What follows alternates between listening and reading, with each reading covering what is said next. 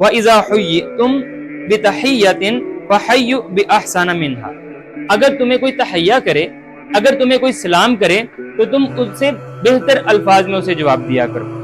او ردوہا، اگر بہتر الفاظ میں تم جواب نہ دینا چاہو تو اتنے الفاظ کے ساتھ تو ضرور جواب دو جتنے کے الفاظ کے ساتھ اس نے تمہیں سلام کیا تھا. یہ اللہ تعالیٰ نے جب آپ کو اور مجھے قاعدہ دیا، اب ظاہر ہے ہمارے کچھ اپنے بھی معاشرتی تقاضے ہوتے ہیں، تو لہٰذا اب ایک اللہ کے قاعدے ہیں، ایک ہمارے معاشرے کے تقاضے ہیں.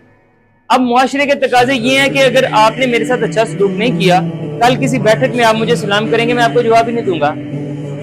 اور مزید برآں اگر آپ نے میرے ساتھ اچھا سلوک کیا یا نہیں کیا، اگر آپ میرے دین کے ساتھ تعلق نہیں رکھتے، اگر آپ مسلمان نہیں ہیں، اگر آپ کرسچن ہیں، تو میں آپ کے سوال کا آپ کو جواب ہی نہیں دوں گا. آپ السلام علیکم کہیں، میں خاموش ہو جاؤں گا. اب یہ جو معاملات چل رہے ہیں، یہ تمام کے تمام اللہ تعالیٰ آپ کو کہہ رہے ہیں، جب کبھی کوئی تمہیں تحیہ کرے، جب کبھی تمہیں کوئی سلام کرے، جب کوئی تمہیں کبھی دعا دے، اس سے بہتر الفاظ کے ساتھ اسے دعا لٹایا کرو.